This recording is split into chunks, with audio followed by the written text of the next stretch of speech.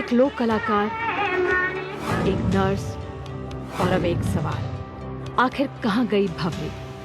वो भवरी जिसे लेकर जितने मुंह उतनी बातें। सियासत, साजिश और सीडी के बीच सच के सुराग तलाशती सीबीआई। पूरे मामले में जितने किरदार हैं, कहानियां उससे कम नहीं।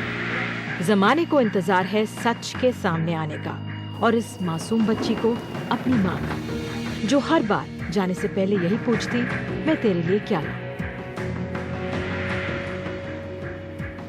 तेरी मम्मी रोज तेरे से फोन पे बात करती थी? क्या बोलती थी फोन पे?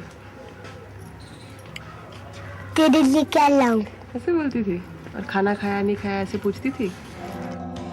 परेशान पति को वो पहेली चकरा रही है जब भवरी ने कहा था, फिक्र मत करना, शाम तक वापस आ जाऊंगी।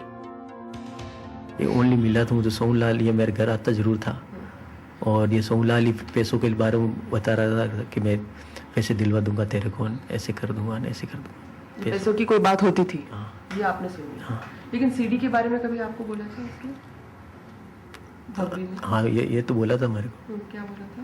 कि सीडी है जो जिसके पैसे ये उसके बदले में पैसे दे रहा है, या उसे चुप रहने के लिए पैसे दे रहा है, ऐसी कोई बातें चलती थी इनकी।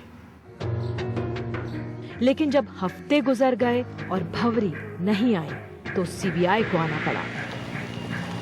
राज्य के एक मंत्री और विधायक हिरासत में हैं और कई लोगों की जान सांसत में। सिस्टम और सियासत पर सवाल उठाती भवरी, जिसकी कहानी 12 साल की उम्र से शुरू होती है, जब बड़ी बहनों के साथ उसका भी बाल विवाह कर दिया गया। लेकिन उस फैसले के पीछे परंपरा का कम और मजबूरी का ज्यादा जोर था।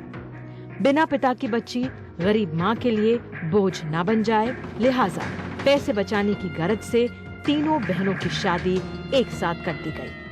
शादी के 6-7 साल बाद तक भवरी मायके में ही रही और गौना होने के बाद अपने पति के घर आ गई। जब भवरी के 2 बच्चे हुए तो ससुर को लगा कि अगर बहू भी नौकरी कर ले तो परिवार को सहारा मिल जाएगा। खुद हेल्थ डिपार्टमेंट में थे, लिहाजा भवरी को भी नर्स की ट्रेनिंग करवा दी। लेकिन पहली मुश्किल पोस्टिंग को लेकर सामने आई। जैसलमेर घर से दूर था, ऐसे में कोशिश होने लगी कि अगर घर के करीब कहीं ट्रांसफर हो जाए तो सबको राहत होगी। पर तब किसे पता था कि राहत की ये चाहत आफत लेकर आएगी।